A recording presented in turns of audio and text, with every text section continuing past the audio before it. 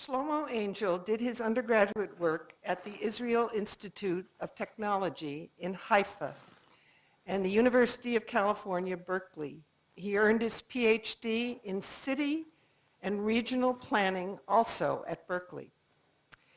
He teaches courses having to do with history and the theory of planning, urbanization, and housing in developing countries at NYU and Princeton. Professor Angel has traveled the world. His CV lists 39 countries. To give you a flavor of some of the work he has been involved in, let me read descriptions of some of his projects. Low-income housing arrangements in 6 Asian cities. Community-based slum improvement in Bangkok. A cooperative housing project for the elderly in Jerusalem. Development of small-scale water resources in northeast Thailand. Housing policy in the Russian Federation, Latin America, and the Caribbean. Housing and urban development in the Netherlands. Professor Angel is currently serving as the principal investigator for the Urban Growth Management Initiative, a research project for the World Bank and the U.S. National Science Foundation. His CV includes a long list of publications. Some recent books are Land for Housing the Poor, second page, Housing, Enabling Markets to Work, and Housing Policy Matters, a Global Analysis. It is hard to imagine a better person to talk to us about the dynamics of global urban expansion. Please welcome Professor Shlomo Angel.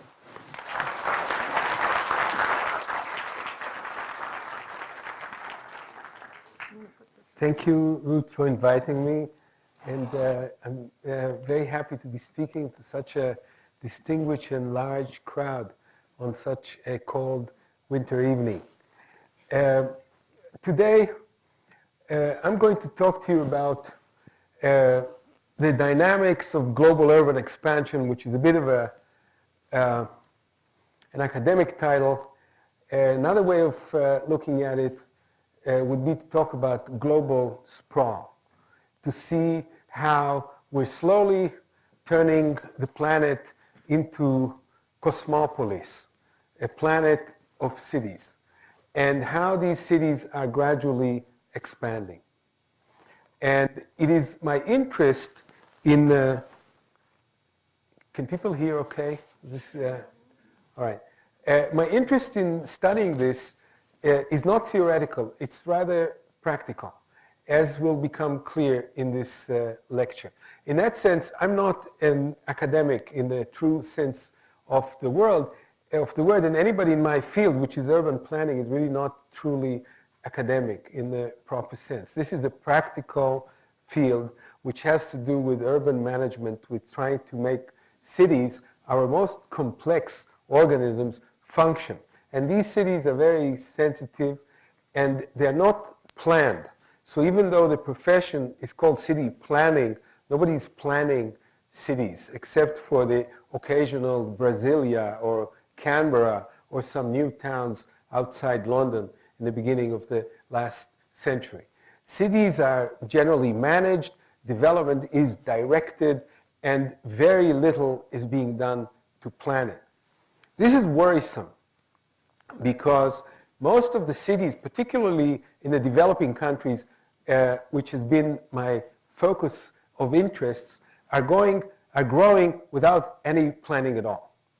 And it's very hard for somebody in the US to understand what it means. What it generally means is that the rule of law does not apply. What it generally means is that most of the development is illegal.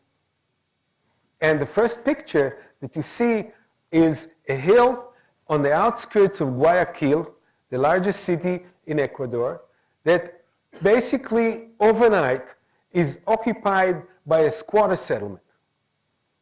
Poor people who are building their houses. Now, it's more organized than you think because behind them there is a Catholic Relief Foundation of good friends of mine who are Jesuits who are selling them these bamboo houses for $550 each, paying $25 a month over a period of months with no interest, where they can actually build a room. So that's a 4x4 meter, or like 13 by 13 foot house. So these people, very poor people who've just arrived, all of a sudden have a house.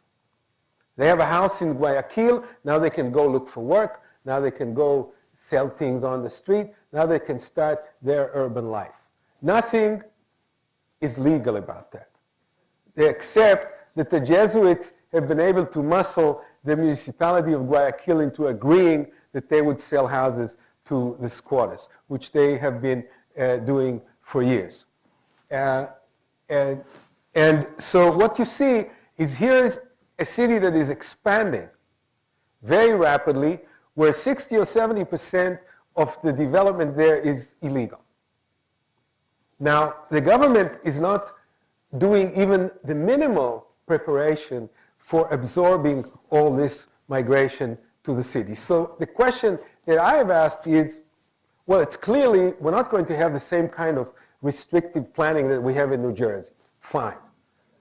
But what they're trying to do is plan like they were in New Jersey. So they make plans, they pass regulations, which they copy directly from California, right? But except for translating them into Spanish, they don't make any sense at all to the people there because they're not affordable. I'll give you an example by what I mean of why this thing doesn't work. When you, and I'm sure that some of you have built houses or remodeled houses, before you can move into the house, you need an occupancy permit. The occupancy permit means that the house is actually up to code and obeys all the municipal and state regulations that it should obey. Yes. Okay. But in order for the house to be up to code and to be completed, behind it, there's a financial system. Behind it, it assumes that the developer who builds the house can get a loan for construction and that you can get a loan to buy the house. So the entire financial system makes it possible for houses to be completed before they're sold. Ecuador doesn't have mortgages for poor people. You can never get a mortgage. The only way you can build your house is progressively. You build a room, then you build another room, then you build another room. And eventually, in 20 years, you get a house. The same way with land subdivisions. Land subdivisions here have to be fully serviced before they're sold. Land subdivisions in Ecuador are basically lines drawn on the map that say, this here is yours. And maybe we bulldoze the roads. That's as far as we go. Then, eventually, you'll get some water. Electricity always comes first. Electricity comes first because the electricity company from the first day can get paid. You want to use electricity, you pay. But the roads, the water supply, the sewerage, the drainage, they take years. So the entire development process is progressive. And what it means is that it cannot be regulated. Right? How are we going to tell when your house is up to code? Only when it's finished. But it's only finished 20 years from now. So we cannot tell right now whether these houses, of course they're not up to code, but they can't be up to code because they're done without mortgages. So the issue is, how do you regulate, how do you plan, how do you develop in a situation where it's a free-for-all? So what we will look at the end of this is what are the kind of minimal preparations that you can make for preparing for urban expansion. And in order to do that, I've had to go back and convince people that there's going to be expansion. And here you get up against another barrier. You go and talk to a mayor and you say, the size of your city will double in the next 10 years. And he says, I don't want the size of my city to double. I say, well, that's not what I said. I didn't ask you whether you wanted it or not. I'm just telling you that it will. He says, well, it won't. Our city is a very special case. Other cities will grow. So what we've had to do is we have to go back and say, let's look at urban expansion everywhere and see what is happening in general. And once we convince ourselves that this is a global phenomenon, maybe we can convince you that your city is also part of a rather global phenomenon, and you might be able to understand why you also have to prepare for expansion. So the first story that I'm going to tell you is the big story of how global expansion happens and what are its key dimensions. All right. First of all, here's urban population growth. And this is one of these things that you have to bear in mind, that in the next 30 years is a career, right? A planner finishes his master's degree, goes into at the age of 25 to the municipality. 30 years pass before he retires. So 30 years, as you all know, passes by like this. Not very long time. We all agree. In 30 years, the population in the developing country cities will double. That means what you, well, I had that stick somewhere here. What you see here for developing countries as a whole, it'll go from 2 billion to 4 billion in the next 30 years. Most of the development is not going to be population-wise, not in North America or in Europe, not in Latin America. It's going to more than double in Africa. It's going to double in Asia. And then these are the industrialized countries. These are the developing countries. So anyway, urban population will double. People are still coming to the cities. And people are still having children in cities. Now, while the urban population doubles,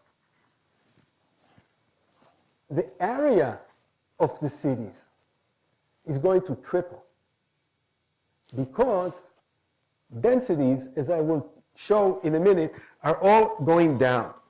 Cities are becoming less and less dense as time goes by. And we will look at that in detail. So what it means is in the next 30 years, the average city is going to have to build 2 cities the same size as its present city today. And if you go and again and tell a mayor that this is what's going to happen on average, he will be in shock. We're not going to triple the size of our cities. You say, yes, we have to triple it. In some places, as I will show, the cities will grow up 6 or 7 times in the next 30 years. Now, what we mean by built-up area will triple. Now, again, to be a little bit technical, but since this is a class, we should be learning a little bit. Built-up area, when the satellite looks only at concrete and sees concrete and says built-up area, or what they call impervious surface. But built-up area, when you see here, in the case of Bandung, is only the red stuff. But there's a lot of stuff, yellow stuff around it, which is urbanized open space. Open space, it's already more than 50% surrounded by built-up area, and for all practical purposes, already part of the city.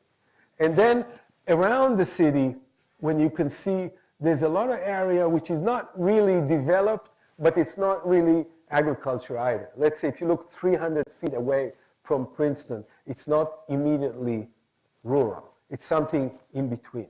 So that means when the built-up areas go up, they capture more open space too in the same time. So we're talking about the tripling not only of the built-up area, but also of all these open spaces in between.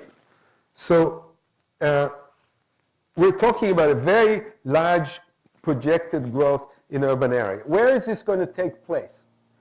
Now, even though population in the US is not going to grow that much in the next 30 years, the urban areas are going to expand massively because the United States is still suburbanizing. It's consuming land in the same way that it's guzzling petrol. You know, you have more money, you want more land. You want a bigger house, you want a rural mansion, not even a suburban mansion anymore. So very large amounts of land are being added to the urban to the urban area in North America. Latin America, very little. It's already highly urbanized. Most of the countries in Latin America are more urbanized than the US. So if the US is 70% urbanized, Venezuela is 80 or 85, Uruguay is 90. Even Mexico is more urbanized than the United States. There's going to be massive urbanization in sub-Saharan Africa, this West Africa, and then India and China. Europe, very little. That to give you a kind of a global picture of where the action is. Now, what are the implications of this accelerated rate of global urban expansion in practical terms? Now, here are the dimensions of the debate. The dimensions of the debate have been set many, many years ago by Queen Elizabeth I, for example, who in 1592 was forced by the local guilds in London to say that nobody should come to London anymore. And she issued no less than 14 injunctions and decrees saying that prohibit any new building of any house or tenement within 3 miles of any of the gates of said city of London. Another one of these regulations that were not heeded, as you can imagine. So here's one approach. One approach is stop. Nobody comes here anymore. We're closing the gates. And I'll talk about the meaning of that kind of policy later on in my talk. The opposite talk, the opposite side of the spectrum, are the 3 commissioners of New York who published their famous plan of 1811. DeWitt, Clinton, Rutherford, and Gouverneur Morris, who was also responsible for the Erie Canal. These people had vision. New York at the time had 100,000 people. They prepared a layout of a city for over 1 million people, for over 10 times the size of New York at the time.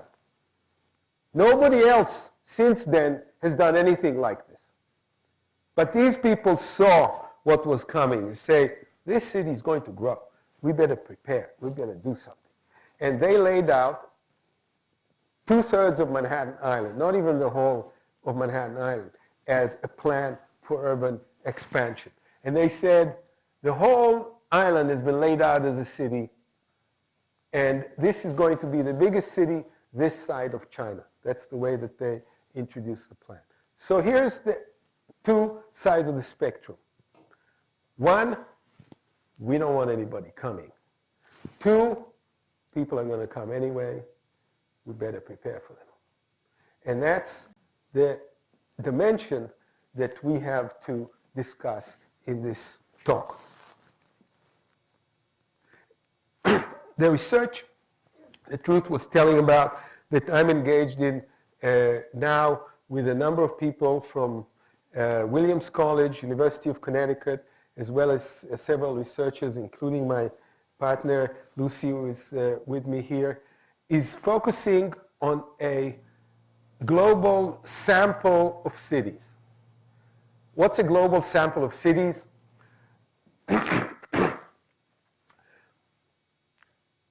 I made a list of all the cities that had 100,000 people or more in the year 2000. You'd think that a list like that was available somewhere, but it isn't. So if you ask somebody, how many cities in the world do you think have a population of 100,000 or more? Nobody knows. Anybody venture a guess here? 2,000? How many? A million. All right. There are 4,000 cities with a population of 100,000 and more. And they have names. You can actually find them. You know, they have a latitude and a longitude and a name. But, but we don't have any organization or any policy or anybody that is actually looking at all of them together and trying to get them to connect to each other and to start thinking together. And that's partly what we are trying to do. So we took a sample, like a random sample of 120 of these cities, not exactly what they call completely random, but stratified random, namely by continent and by city size and by income, to get a sense of the dimensions of this expansion. And the way we did it is that we used satellite photographs to look at the area of these cities and how it was changing over time. And the way you do that is you take satellite photos in two periods in time. Like let's say 1990 and 2000, and to see how the city has expanded in the intervening period. And these are our classifications, what you see here. Many other people have tried to do classifications, but they are very time consuming, and some people do them more grossly. So you see it's not so far, not so different, but it is less detailed. Another approach to try to see how these cities, the area of these cities is using what you may have seen on, published from time to time, these night lights. Cities have lights at night so that you can actually try to measure the extent of these lights. These night lights, exotic as they are, yield very bad measures. This is an example. This is a night light image of a southern city called Songkhla in Thailand. This is Songkhla, right here. This is another city called Hat Yai. But in the night light, all of this area shows up as lit. So what I'm saying is there are some technical issues on how do you exactly determine what is the built-up area of the city. So you have to do this very carefully, which is what we did. And what we did has resulted in some new understanding of, and I'm shifting now on you a little bit, a new understanding of what we talk about today as sprawl. Some of you may have looked at the literature on sprawl. I have had the displeasure of having to go through this literature. It's one of the worst literatures that I've ever gotten in.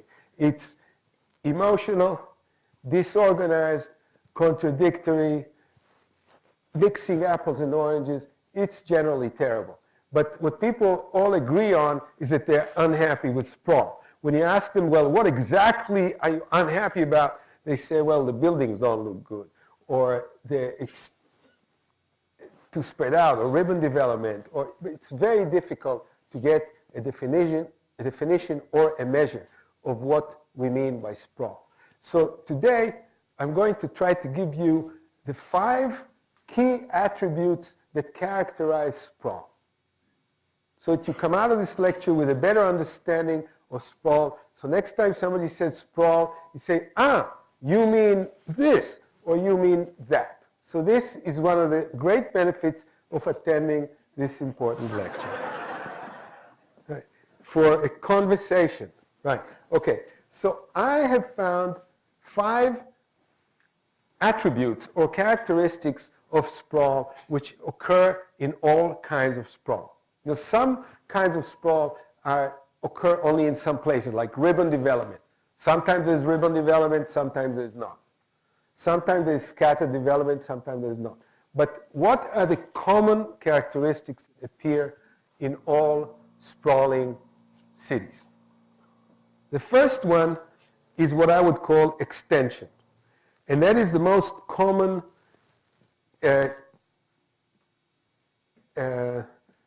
characterization of sprawl. It's the sense that cities have gotten just too big. I mean, they're endless. You keep driving and you're still in the city, and you keep driving and you're still there. That the kind of the endless city phenomenon. And that, so that the kind of the extension of the cities, the first characteristic of sprawl that I think merits your consideration. The second is that densities have been going down. People used to live in much higher densities than they do today. And we will see that. So the going down of densities and other characteristics of sprawl. The third one is what we call suburbanization. And I'll elaborate on this in a second, which is the declining importance of the center in the metropolitan area, kind of the evening out of the metropolitan area into one thing rather than a center and a periphery.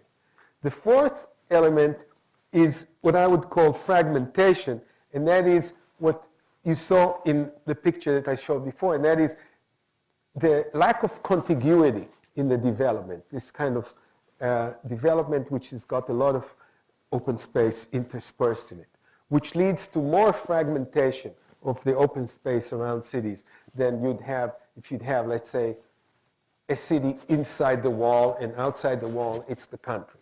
Right? So there's this fragmentation, and with the fragmentation also the fuzzy boundary that results with this fragmentation. You don't know where the city ends and the country begins. It's something which intermeshes. And the fifth one, which is interesting, and that is that early sprawl, and we'll show some pictures, was very linear. So when you started out to have the commuter suburbs and the commuter rails, the cities looked more like octopus-like.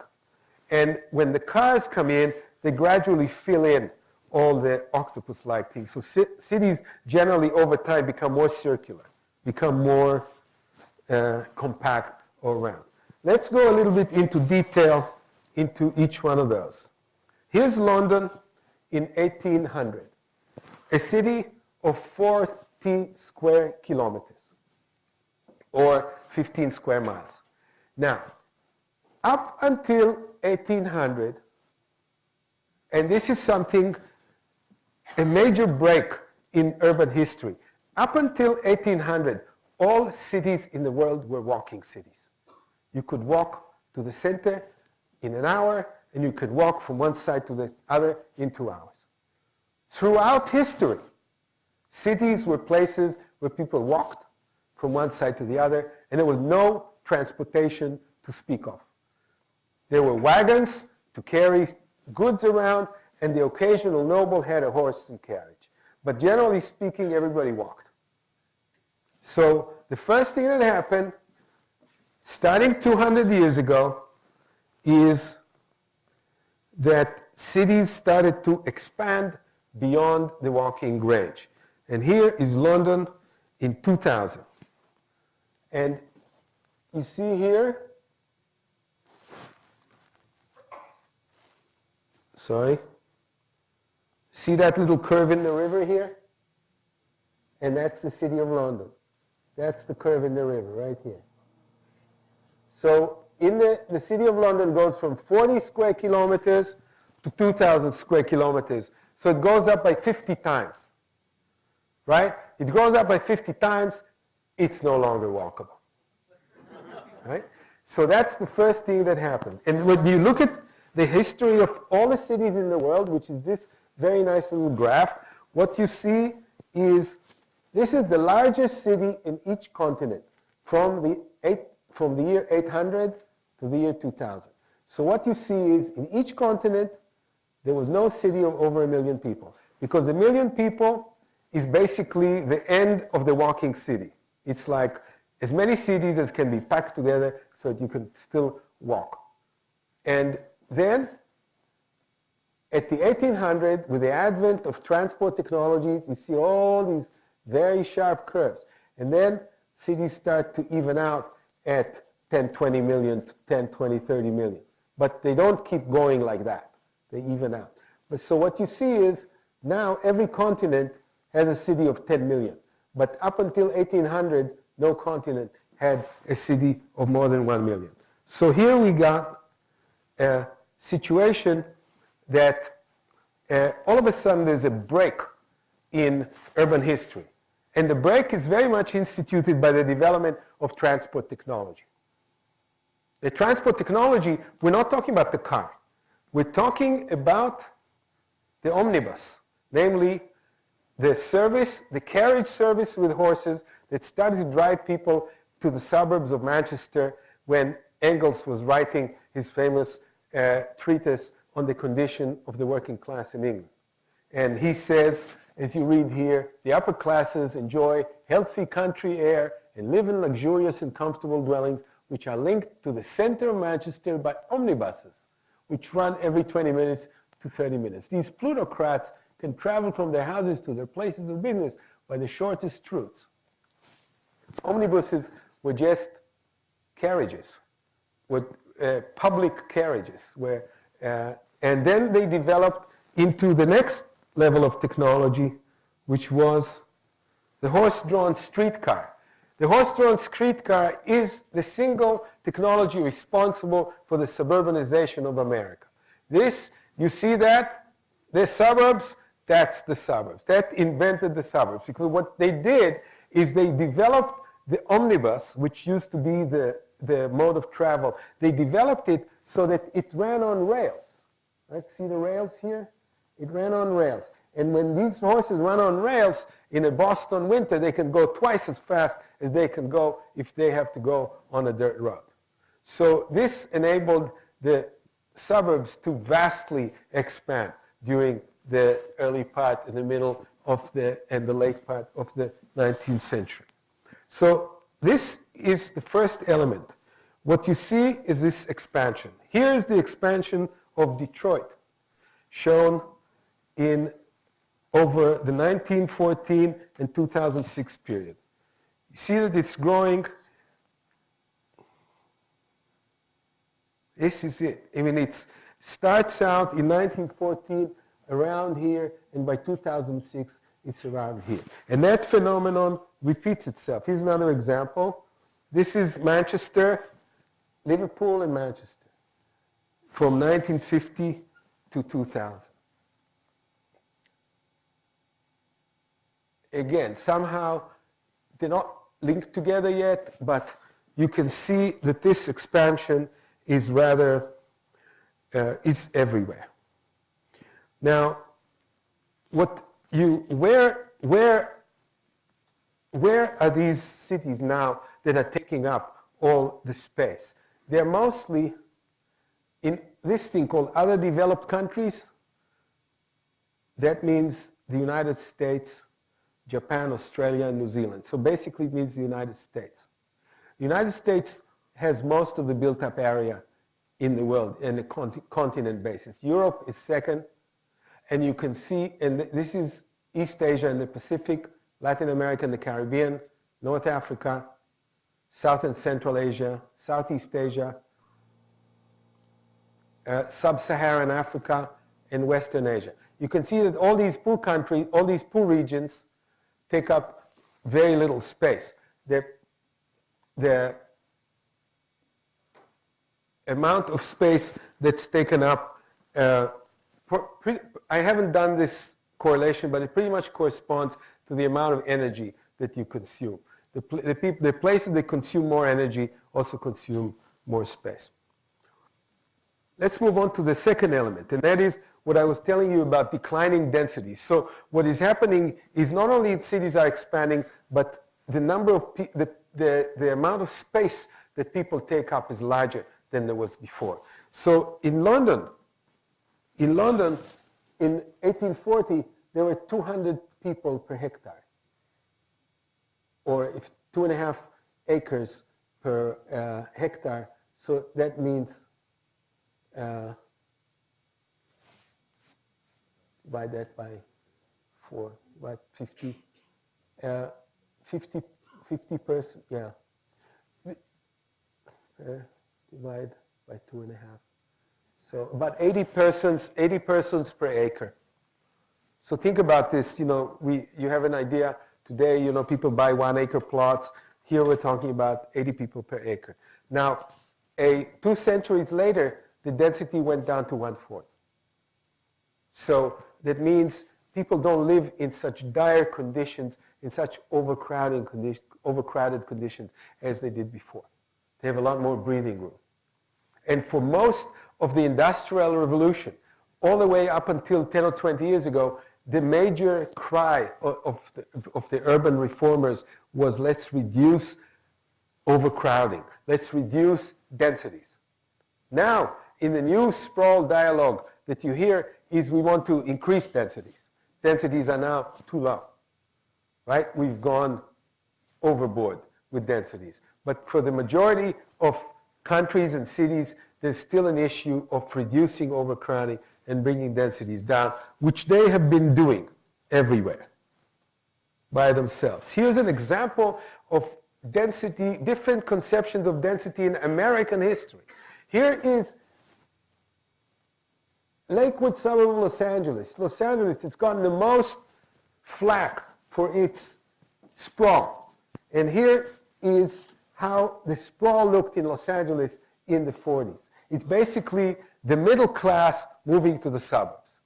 Middle class, what today would be the lower middle class, moving to the suburbs, and all kinds of complaints about why should they be allowed to do that. And here is the modern suburb of New Jersey, Franklin Township in New Jersey. This is how it looks today, right? So these are like 5-acre plots that compared to these 1/8 of an acre plots, right? So that's what I mean by densities are coming down. So what you see here is, when you look at it empirically, it's very clear that everywhere in the world, densities are coming down. Not only in the US. In the US, in Africa, in Latin America, everywhere. You can see densities just between 1990 and 2000 are going down everywhere. The trend continues. So the trend that I showed you in London over a 200-year period, it's also happening over a 10-year period. Now, very clear, the density is a matter of income. When you look at high density on the left, low density on the right, low income, low middle income countries, low income countries, low middle income countries, upper middle income countries, and high income countries. And you can see that although densities are going down everywhere, the density in the lowest income countries, 15,000 people per square kilometer, compared to 3,000 in the rich countries. So it's a phenomenon that has to do with wealth. The richer you are, the more land you consume. Between cities of different sizes, you'd think it matters. You know, like people in big cities consume more, people in small cities consume less, but it doesn't matter. It turns out that this is pretty much evened out across the board. It doesn't make any difference if you live in a large city or a small city. You consume pretty much the same space. Here are some examples of densities around the world to give you an idea. By the way, the densities here are in kilometers square. So you have to divide by 2.5 to get it per square mile. But we can do that. Here is Mumbai, one of the densest cities in the world. And the density here is 41,000 people per square kilometer. Or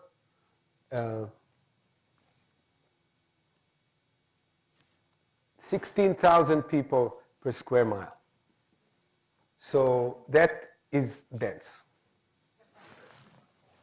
Here is Tehran, and kind of Central Asian cities. Densities here are only 16,000. And here, Addis Ababa, the capital of Ethiopia, density in the vicinity of half the densities in Mumbai. Sao Paulo, you'd think it's the same. It's, again, less than half the density in Addis. So what it means is when you compare, let's say, when people talk about Mumbai and Sao Paulo in the same breath, from the point of view of density, Mumbai is 5 times denser than Sao Paulo. And the planners in Mumbai, this is important because here are these Indian bureaucrats who are really have their heart in the right place. They've read all the literature. They prepared the plan for the expansion of Mumbai to allow it to expand more into an area. No, sorry, I have to go back a little bit. Into all of this area here to develop it. But they've also determined that about 90% of this area should remain green. So on one hand, they understand that they have to allow the city to expand. On the other hand, they don't want it to expand. And you see this sense everywhere.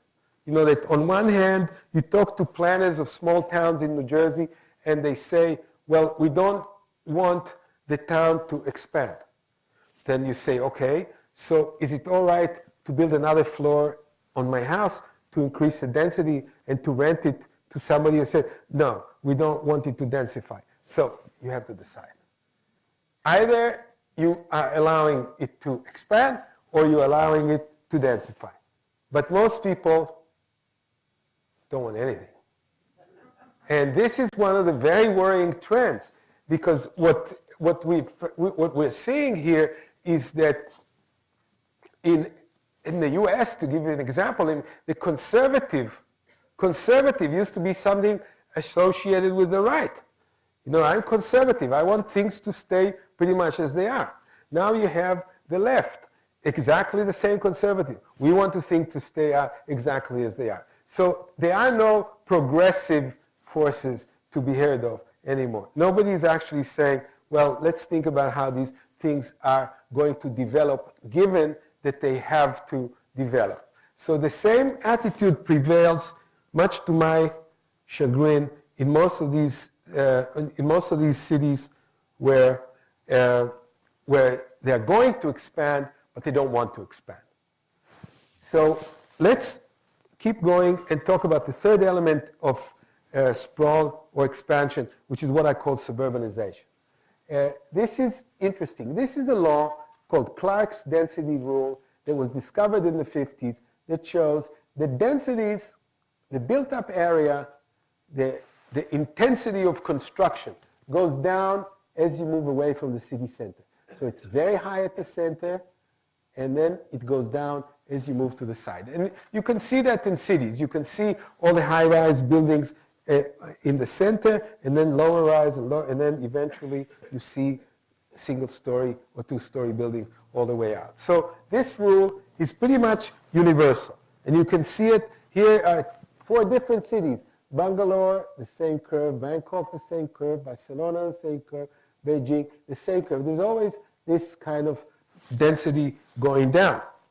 Now, what we've been finding is that this is the steepness of this curve is losing, so that instead of being a very steep curve, namely a lot of the constructions in the center, and then it drops off rapidly, we're seeing this curve becoming shallow. And I'll give you a couple of examples. Here's Detroit. Look at what is happening to densities in Detroit. The densities in the center disappear, while the ones on the outskirts go up. Here's another example of the Manchester-Liverpool. Here's Liverpool, Manchester. Look at the center densities going down and the densities in the other places going up. And at the end of the day, this thing looks like pretty indistinct. So that's another characteristic of sprawl, this kind of evening out of the city into one thing. And it corresponds to the flight of jobs away from the centers of cities as well. And global statistics show that nowadays in a typical metropolitan area, less than 20% of the jobs are in the city center. Or to take another statistic from the US Census of 2000, only 17% of the commuter trips are suburb to city trips. All the rest of the trips are either suburb to suburb or city to suburb. So the city has lost its dominance in the story. And you can see, this is a technical graph that shows that the slopes of these things are becoming shallower. I'll go a little bit faster. This is Guangzhou, another one of these crazy cities in China. Here's 90, 2000, 10 years. This is what has happened in this city in 10 years. So it's gone from 450 square kilometers to 979. Namely, it more than doubled in size in 10 years. This is what is happening in China, just so you know. And the way it is developing, instead of developing in a kind of an intense, contiguous way, it's developing with all these holes. You see, it's fragmented. It's not really a city. It's fragmented. And the reason it's fragmented is that the Chinese government still practices restrictions on moving from rural areas to urban areas. So that the only way you can live in a Chinese city is if you have a hukou, which is basically a residence permit. If you don't have a hukou, you cannot get an education, you cannot get medical care, you're an outcast. Right now, it is estimated that 120 million Chinese people have migrated into cities without hukous. And all of these people are right here. They are in urban villages where the villagers that own in the Chinese way, own a farmhouse, are allowed to build houses for rent for people who are coming to work in the cities. So most of the housing stock is being built by these farmers who are building rental housing, sometimes 4 stories high, sometimes in some cases even 15 stories high for rural urban migrants. But anyway, what I wanted you to note is how fragmented this kind of development is. And this is not only here, it appears in many different places. Fifth one I want to talk to you about is infill. And this is this nice slide of Chicago, where you see that the earlier development was very much what you call octopus-like. In the early days of the commuter suburbs, you see these are the commuter suburbs. They just went out, one, where the rail stations were. And then as the car came in, this thing starts to get filled up, so that when you look at Chicago now, this thing is all filled in, and it looks a lot more like a circle. All right, now, I'm getting to the end of my talk, leaving you some time for questions. So what are the policy implications here for developing countries, which is the focus of our discussion today? First of all, we have to get these mayors and these policymakers to anticipate the scale of change, to understand that no matter what, these cities are going to double and triple to double in size and triple their population, just as a rule of thumb. And the other thing that we have to worry about is that nowadays, especially in the US, there's great resistance to urban expansion. You know, people want to protect agricultural land, they don't like sprawl, they're fighting against expansion, they're putting city, like let's say in Oregon, in Portland, Oregon, they're putting urban growth boundaries. They don't want these countries to grow. They don't want these cities to grow. Well, if you do this in Detroit, it makes sense because Detroit is losing population. But if you do this in some of the cities that I've showed you, like Guangzhou, putting an urban growth boundary is simply not going to do the trick. So when you're thinking of importing your great ideas from Oregon to Guangzhou, you have to think twice about whether you're importing the right kind of tools. You know, it's one thing for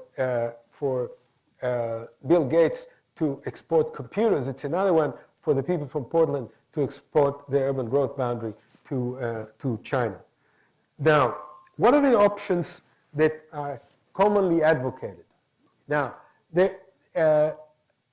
first is keeping people on the farm, namely, can't we do something to prevent the people from coming to the cities? You know, just do some rural development, you know, irrigation, education, teach them mechanical skills.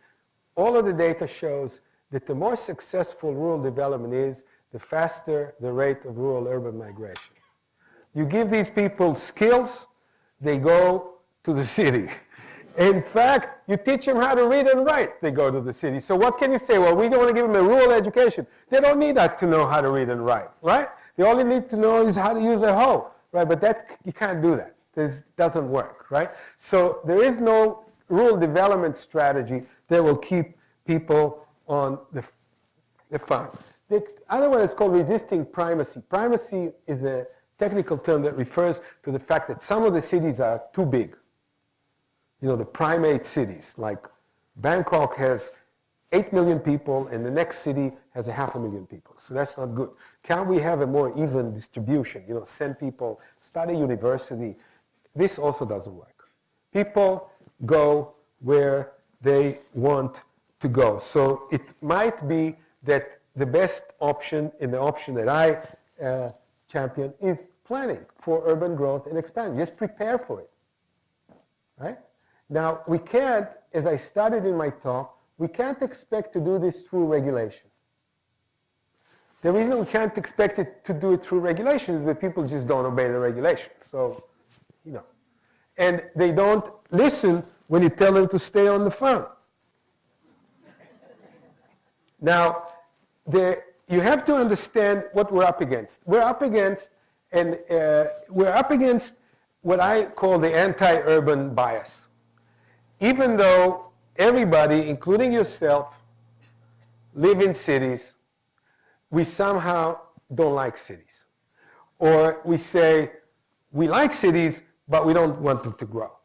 It reminds me of a personal story of standing in a bus stop when I was a kid, and a very crowded bus comes by. And the man standing in front of me says, can't you guys move in a little bit more? Can't you see that the people want to get home? So they make a little bit of room for him. He goes up. He turns around and he says, can't you wait for the next bus? Can't you see that it's crowded over here? So this is generally the attitude of urbanites, right? They live in a town, but they don't want anybody else to come to the town. And you read it everywhere. And the literature is amazing because the literature goes from the left to the right. You read Jefferson, he thinks that democracy it could do a lot better without cities. You read Engels, the housing question, he says, when communism takes over, there are not going to be any big cities. It's going to be kind of small, nice, little towns in the countryside.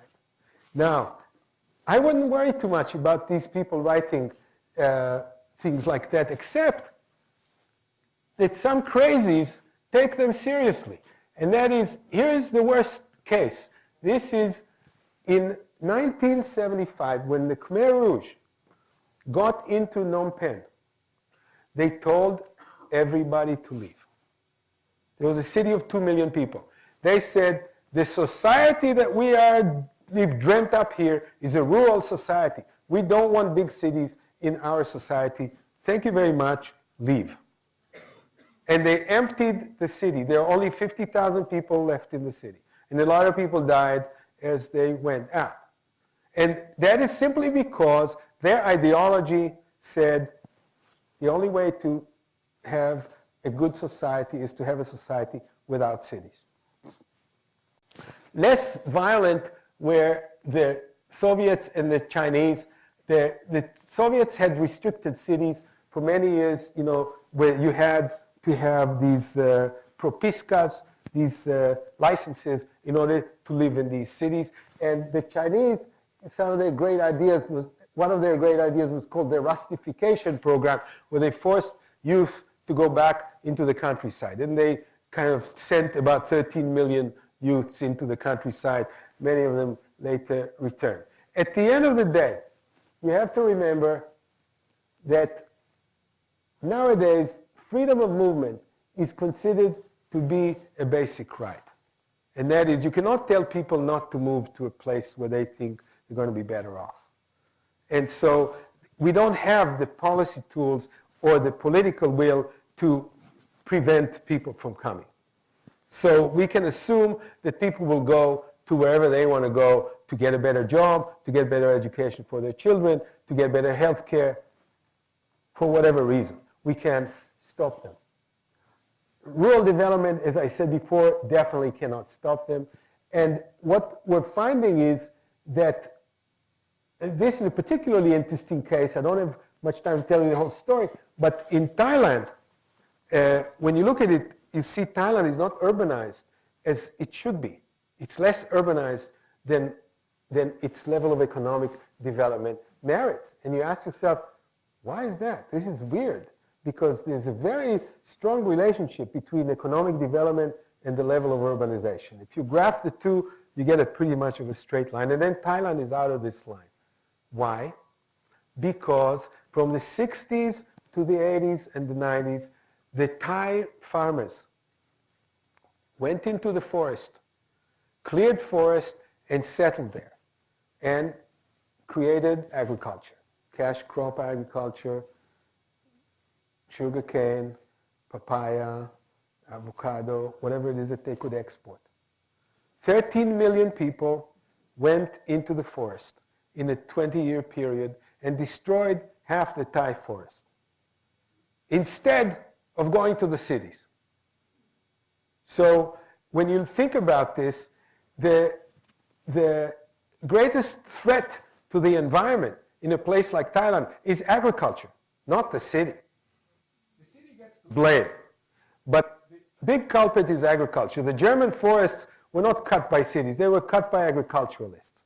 And everywhere, the great amount of wildlife has been destroyed by agriculture. Still, cities are the ones that for some reason get the blame. When you look at the statistics for waste disposal, the agricultural areas in the United States have disposed of more waste by ton than all the cities taken together. But that waste is not somehow noticed. But urban waste, oh my God, we can't have that.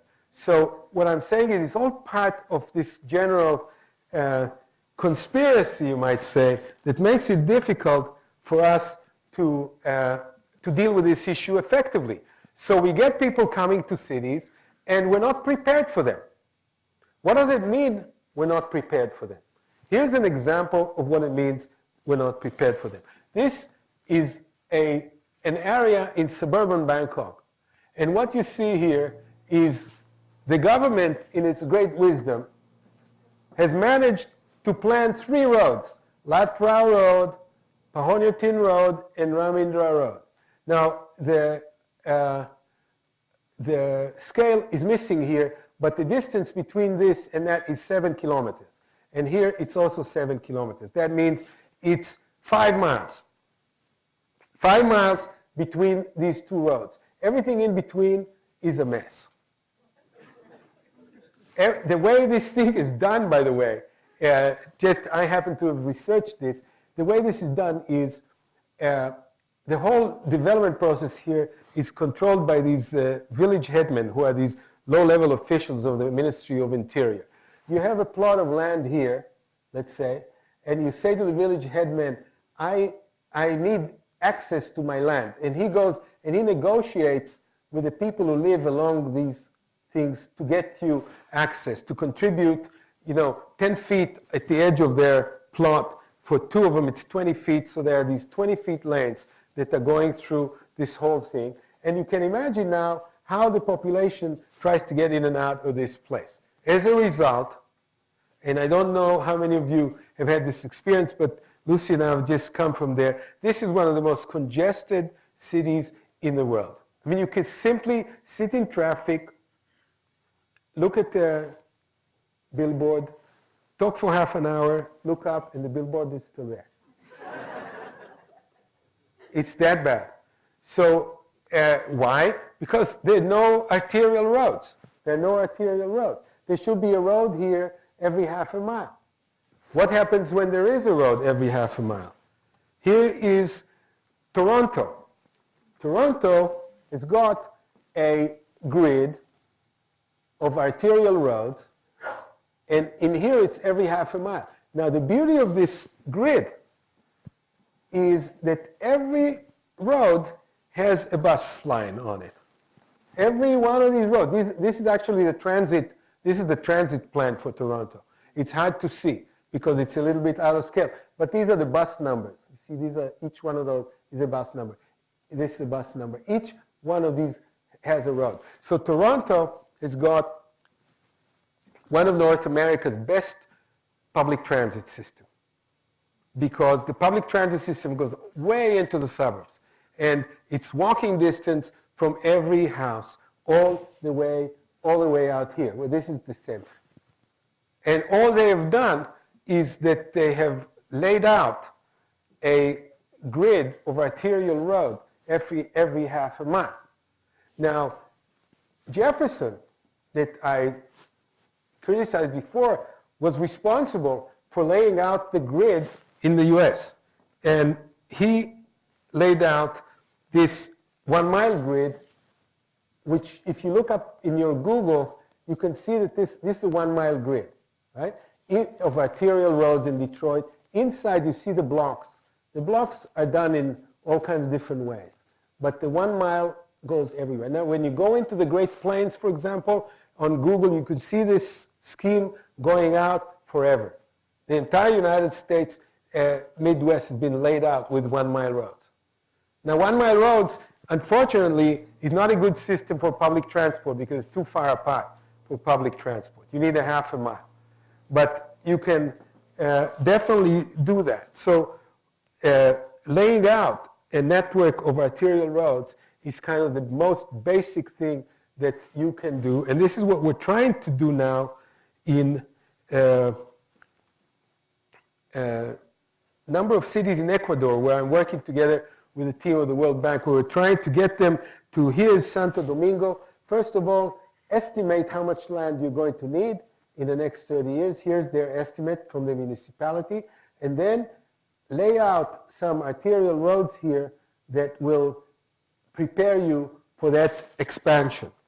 And that's what they've been doing in Ecuador. These two cities that are now, this is Duran, this is Guayaquil, which is the largest city in Ecuador. This is Duran, which is a suburb of Guayaquil on the other side of the river, and it's the fastest growing city in Ecuador. It's going to grow up by 7 times in the next 20, 25 years. And here are these people preparing for it.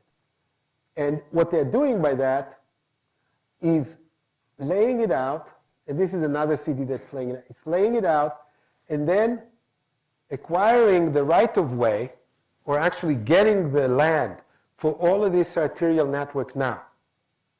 The price of the land now in Duran is $1 per square meter, or a dime per square foot. This is something that you can afford to get now, if you do it now. But if you do it 20 years from now, no. That you get the Bangkok situation 20 years from now.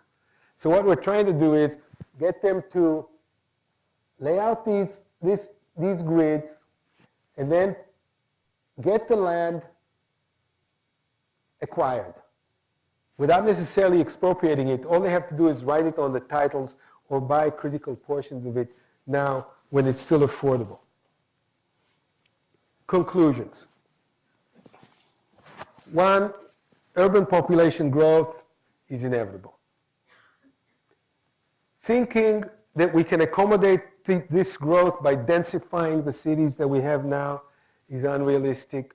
The cities are going to expand. So expansion is also inevitable. Trying to regulate this expansion is likely to fail because the regulatory regimes are weak. We need an activist approach to planning that goes ahead of developers, both the illegal ones and the legal ones, and lays out a kind of an arterial grid of dirt roads, you might call it, and then acquire it so that it becomes part of the public wheel. And then within that, these planning departments are relatively weak. To plan 1 square at a time, they can still do something. Keep some open space, make the commercial along the roads, the housing further in, leave some places for schools. If it's 1 square at a time, they can do this. If it's the whole city at a time, they can't. The costs of failure, and that is, if you don't do something now, you can't do it later. going to be too late. That is why we have to act now. Thank you.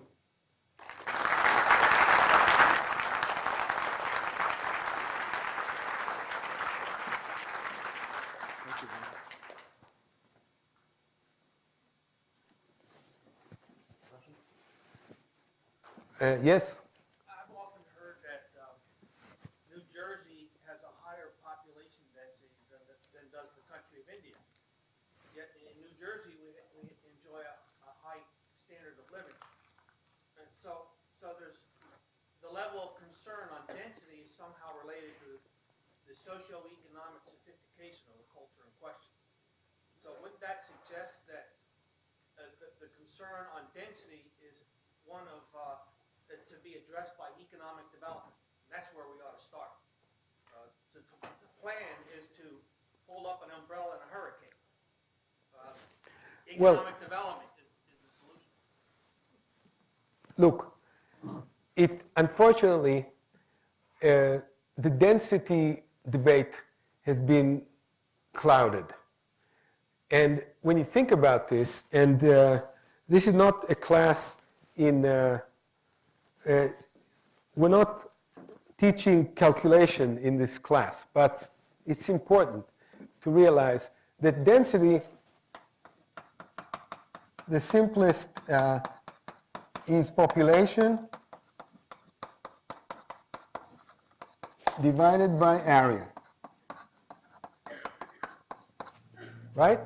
Now, when I say it's been clouded, that people play around with the area. Right? So it all has to do with what do you use as the area.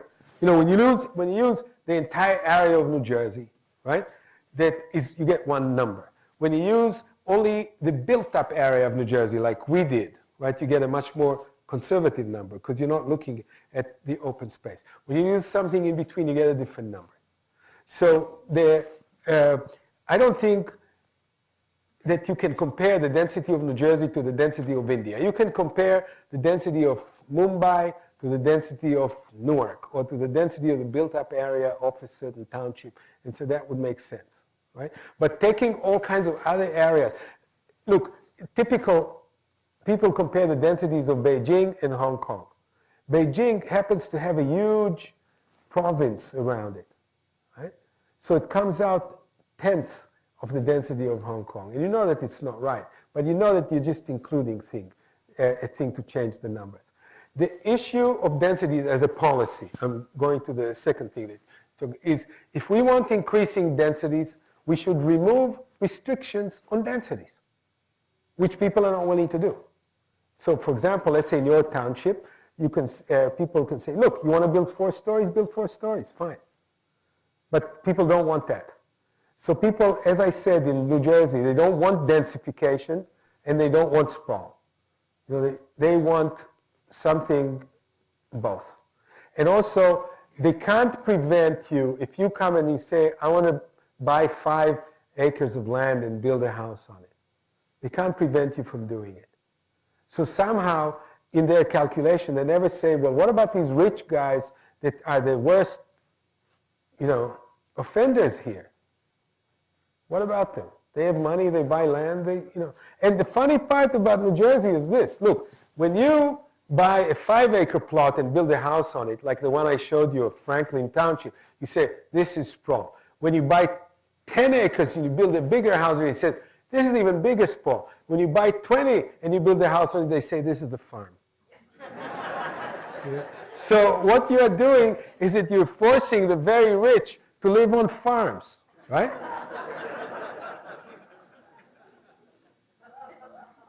Yes. What about? Taxation, yes. Unless the answer is that it's not enforceable in developing countries, I would think it would be a fairly effective tool in terms of at least managing density and some of these other things that you talked about. Oh, sure. Well, we can do a lot of taxation, but you know what happens with taxation. The moment we suggest the moment Governor Corzine says any small change in taxation, there's a huge outcry against changing the tax structure here. But you can say, yes, we require every developer to pay the full cost of the development, not only of the highways leading to the development and all the infrastructure, but the added congestion in the town and the fact that we're going to need more traffic light and so on and so on and so on. And we've tried to do that. We've tried to do that, and the research, at least that I've seen in several states, shows that developers always say yes, let's do it, charge us whatever, and that densities don't increase as a result. I was thinking more in terms of corporate taxation, thinking of Westchester, for example, being Yeah. built up as a response to taxation in Manhattan. Sorry, could you elaborate a little bit? You found a lot of corporations moving their employee bases outside city centers Mm-hmm. and creating, I guess maybe you call that Yeah. but I'm thinking of Edge cities, you might say, yeah. edge cities Edge cities, as yes. a direct result of taxation on employees. Yeah. Look, New York would love to reduce its taxes because people are running away from New York. But it has 1 million students. It has 1 million people on welfare. And it can't reduce its taxes. So luckily for New York, in the last few years, there's a huge increase in real estate prices, as you know. So the mayor is collecting a lot of money, and he can afford to do all these programs. But generally speaking, over a long period of time, New York is a very expensive city to run. And there's still a lot of potholes, and the streets should really be repaved soon, and they're not. And it's an expensive city to run, so they increase the taxes, and people run away, which they would do. And they can't, people vote with their feet in that sense. Yes? There seems to be a little bit of an inconsistency in my mind between good urban planning and the fact that all these poor people are coming to town with no money to buy their house. How do you foresee that there'll be financing for these people so they can make use of your urban planning? Yeah. Thank you for the question. No, this is the question that got me into this field. The question that you just asked. That I started out and I saw, I was thinking of here I got this degree in planning and I know how to do mathematical models and I could come in and then I ended up in Bangkok and I saw the 1 million people living in slums. And I said, well, what's the use of all these mathematical models when we have 1 million people living in slums, right? But what you see, which is interesting, is all government policies to deal with this issue have generally failed, namely public housing, regulation, generally failed. What has succeeded is, first of all, turning a blind eye to their activities. Like the first slide that I showed, leaving these people alone. Oops. Sorry.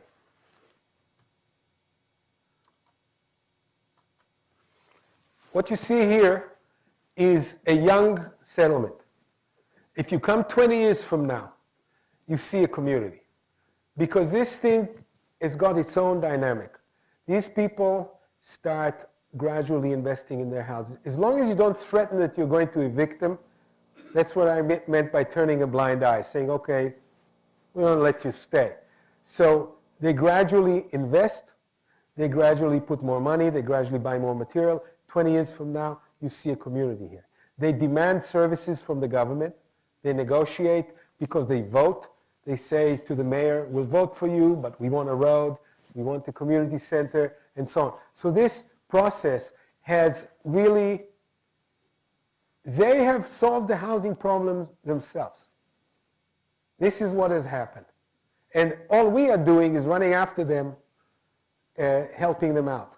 And the latest, if you read this latest book of Hernando de Soto, The Mystery of Capital, bestseller, which is interesting, where he says that what many people in the field have been saying for the last 50 years, is what we should do is give these people property rights. Because when we give them property rights, they're already occupying the place.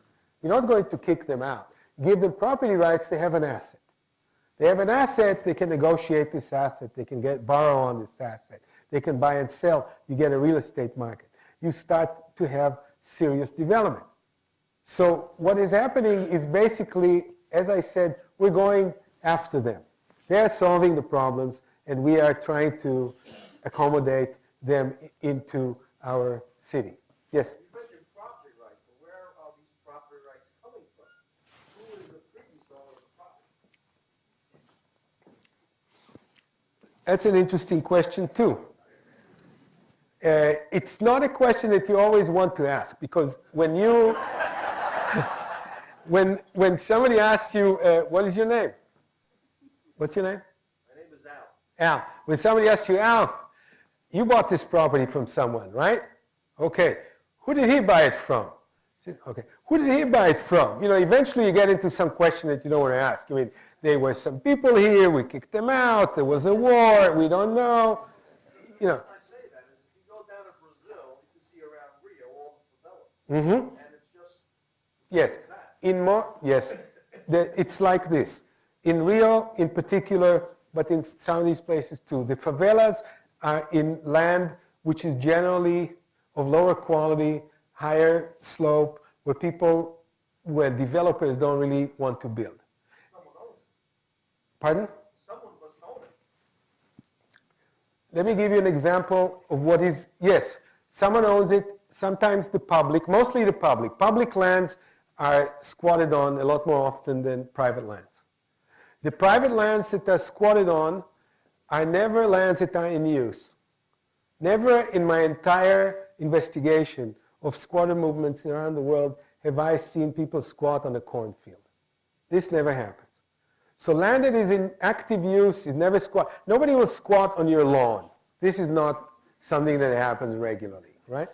Land, it's either public land that is not in use, abandoned land, land that is in dispute, that has been lying around for 20 years because nobody knows who owns it, and so on.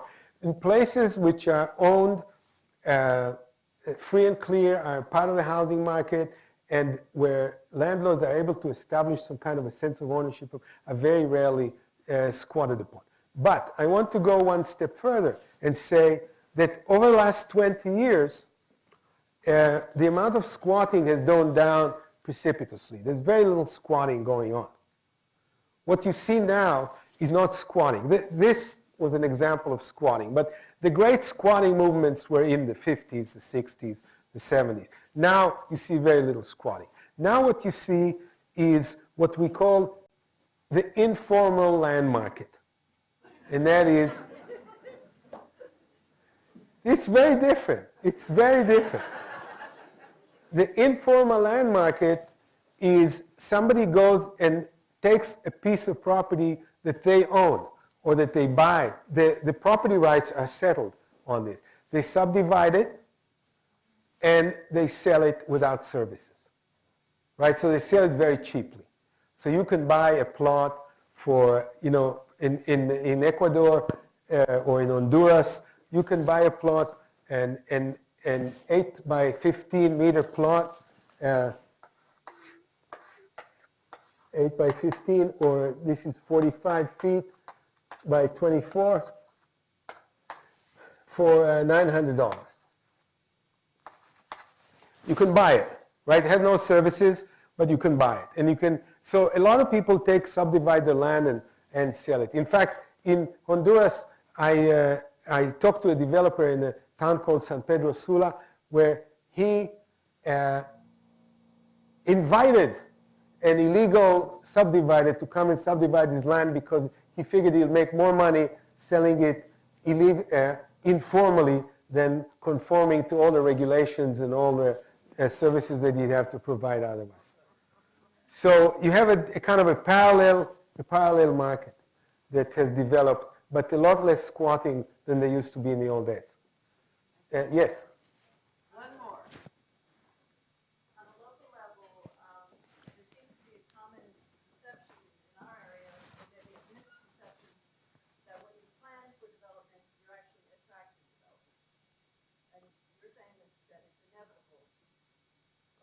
Yeah, but I like this. I mean, I'm happy to argue about this. There are two possibilities here, right? One is I once listened to a group of planners in Rome who confronted exactly the opposite, and that is they planned an industrial estate at the edge of Rome, and all the development of the industry was beyond the industrial estate, where the taxes were lower. Because with the planning area, that was not a good place to be. They wanted to be outside the planning area. So that happens too. So once you plan, you invite development outside the plan. So it's not clear to me, but I agree with you, and I am for it, in fact. I don't like the idea of not planning so as not to invite development. I really don't like it. Namely, I think these people who are citizens of this country, if they want to come and live in our town, they deserve to live in our town. And we should welcome them, prepare for them, and bake them a carrot cake when they come. They help, they come, they do good work, they pay taxes, they are good citizens, they want to be like you and me. So why not be inviting? Why have this attitude of, we don't want anybody here? Why have this attitude? I don't understand it. First of all, they'll come anyway, right? So as long as they come, why not welcome them? So that would be my attitude. So I would be against this kind of unwelcoming. It is too much of that. I'm trying to fight that. I'm trying to change this attitude. Let's be welcoming. They're coming anyway. Thank you.